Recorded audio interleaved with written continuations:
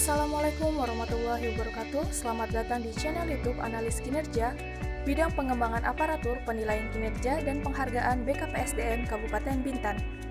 Pada kesempatan kali ini, kami akan menjelaskan sedikit terkait penilaian kinerja pegawai tahun 2021. Penilaian kinerja pegawai pada tahun 2021 bisa dikatakan istimewa dikarenakan adanya perubahan peraturan sehingga terdapat 2 periode penilaian serta integrasi penilaian kinerja pegawai. Periode pertama yakni penilaian kinerja pegawai pada bulan Januari sampai dengan Juni yang mengacu pada Peraturan Pemerintah Nomor 46 Tahun 2011 tentang penilaian prestasi kerja pegawai negeri sipil, dan penilaian kinerja periode 2 yang dilaksanakan pada bulan Juli sampai dengan Desember dengan mengacu pada Peraturan Pemerintah Nomor 30 Tahun 2019 tentang penilaian kinerja pegawai negeri sipil yang kemudian diturunkan ke dalam Peraturan Menteri Pendayagunaan Aparatur Negara dan Reformasi Birokrasi Nomor 8 Tahun 2021 tentang Sistem Manajemen Kinerja Pegawai. Hal ini dijelaskan dalam Surat Edaran Menteri Pendayagunaan Aparatur Negara dan Reformasi Birokrasi Nomor 3 Tahun 2021 tentang penyusunan sasaran kinerja pegawai dan penilaian kinerja pegawai negeri sipil tahun 2021.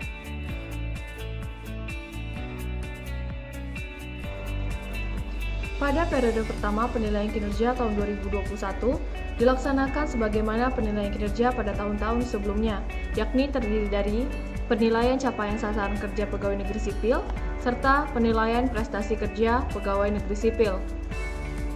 Berdasarkan SE Menpan Nomor 3 Tahun 2021, maka nilai sasaran kerja pegawai, nilai perilaku kerja, serta nilai prestasi kerja dimasukkan ke dalam format tabel sebagai berikut. Selanjutnya, penilaian periode 2. Untuk penilaian kinerja periode 2 yakni bulan Juli sampai dengan Desember telah diformulasikan ke dalam Excel yang dapat diunduh melalui link di bawah ini. Perlu diperhatikan terdapat 3 kategori rumus, yakni range, normal, dan khusus. Untuk kategori rumus range, apabila target yang ditetapkan dalam bentuk range.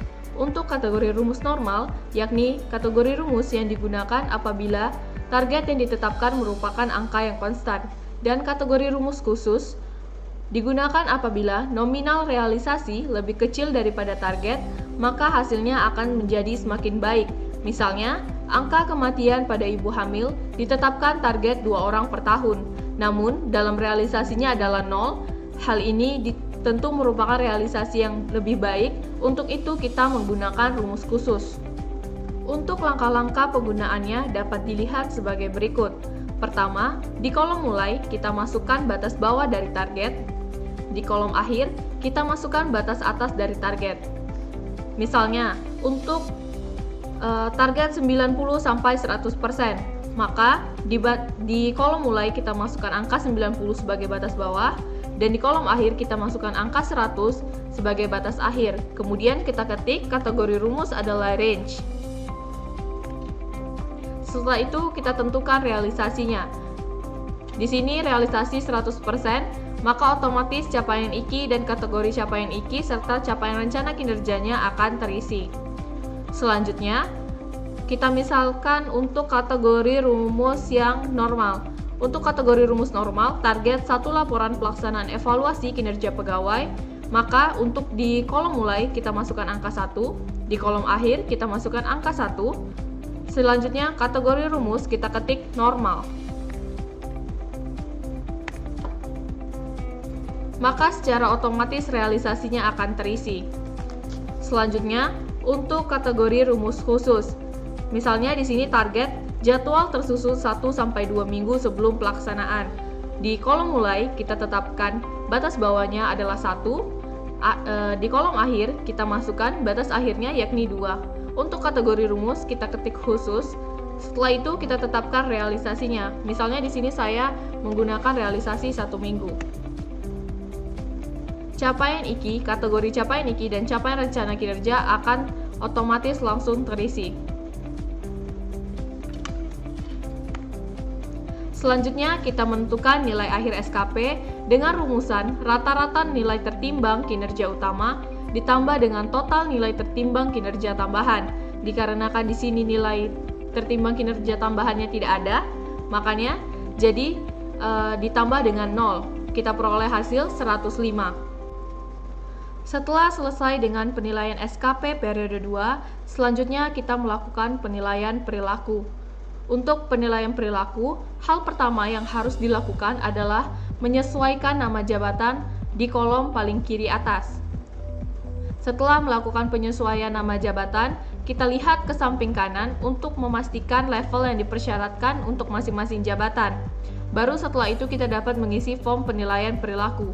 Kita ambil contoh di sini, jabatan pengawas eselon 4. Untuk jabatan pengawas eselon 4, level yang dipersyaratkan adalah level 3 sampai dengan level 4. Untuk itu, untuk aspek perilaku kerja orientasi pelayanan, situasi pertama, maka yang harus diisi adalah baris pertama sampai dengan baris keempat. Boleh lebih satu baris sampai baris kelima, dan boleh kurang satu baris sampai baris kedua. Misalnya, kita ketik di sini V level keempat, boleh lebih sampai level kelima, dan boleh kurang sampai level ketiga.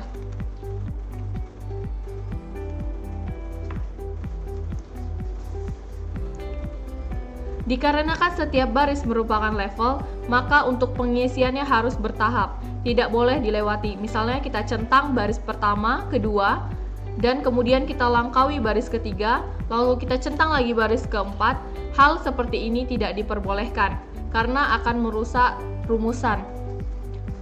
Setelah mengisi form penilaian perilaku, maka nilai pada tabel nilai perilaku kerja akan secara otomatis terisi.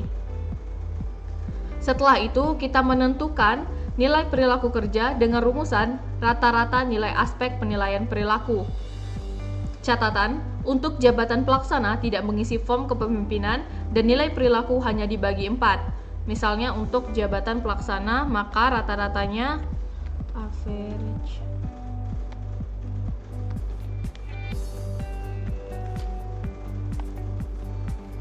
hanya dibagi 4. Tidak diikut sertakan untuk aspek perilaku kepemimpinan. Langkah selanjutnya adalah melakukan penilaian kinerja periode Juli sampai dengan Desember. Jika pada periode pertama kemarin kita menggunakan 60% dari nilai SKP ditambah dengan 40% dari nilai perilaku, maka pada periode kedua ini kita menggunakan 70% dari nilai SKP ditambah dengan 30% dari nilai perilaku. Untuk nilai SKP tadi kita peroleh hasil 105, untuk nilai perilaku kerja kita peroleh hasil 106. Maka nilai SKP ditambah perilaku kerja kita peroleh hasil 105,3. Selanjutnya nilai ide baru. Pada tahun 2021 ditetapkan tidak ada nilai ide baru, sehingga nilai ide baru bernilai 0. Untuk nilai kinerja pegawai merupakan nilai SKP ditambah perilaku kerja ditambah dengan nilai ide baru. Dikarenakan nilai ide baru adalah 0, maka kita peroleh hasil 105,3. Predikat kinerja pegawai adalah baik dikarenakan tidak adanya nilai ide baru. Mulai dari nilai 90 sampai dengan 120, apabila tidak terdapat nilai ide baru, maka predikat akan tetap baik. Kemudian, hasil penilaian SKP dan penilaian perilaku tersebut dimasukkan ke dalam format tambahan sesuai dengan SE Kepala BKN nomor 1 tahun 2022 tentang tata cara penilaian kinerja pegawai negeri sipil tahun 2022 dengan format sebagai berikut. Setelah diperoleh nilai kinerja PNS tersebut, maka kita melakukan integrasi nilai periode Januari-Juni dengan nilai periode Juli-Desember sebagaimana diatur dalam SE Menpan nomor 3 tahun 2021. Langkah pertama yang harus dilakukan adalah mengkonversi nilai P2KP periode pertama. Dikarenakan pada periode pertama nilai maksimal adalah 100 dan pada periode kedua ini nilai maksimal adalah 120, maka perlu dilakukannya konversi terhadap nilai periode pertama. Di sini kita lihat nilai P2KP pada contoh adalah 87,26. Maka kita menggunakan rumus yang terdapat dalam SMN-PAN nomor 3 tahun 2021 nomor kedua. Dengan rumusan 90 ditambah 109 dikurang 90 per 90 kurang 76 dikali 87,26 dikurang 76, maka diperoleh hasil 105,3. Setelah kita peroleh hasil dari konversi nilai P2KP periode pertama, kemudian kita ambil 50% nilai dari Januari-Juni ditambah dengan 50% dari nilai Juli-Desember sehingga diperoleh hasil 105,3. Jadi bukan nilai Januari-Juni ditambah dengan Juli-Desember dibagi 2, akan tetapi 50% dari Januari-Juni ditambah dengan nilai 50% dari Juli-Desember sehingga diperoleh hasil 105,3 dengan predikat baik. Selanjutnya, setelah kita melakukan penilaian kinerja pada tahun 2021, kita menyusun laporan dokumen penilaian kinerja dengan format sebagai berikut.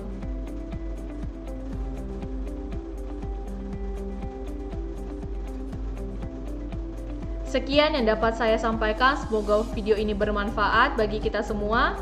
Terima kasih dan Assalamualaikum warahmatullahi wabarakatuh.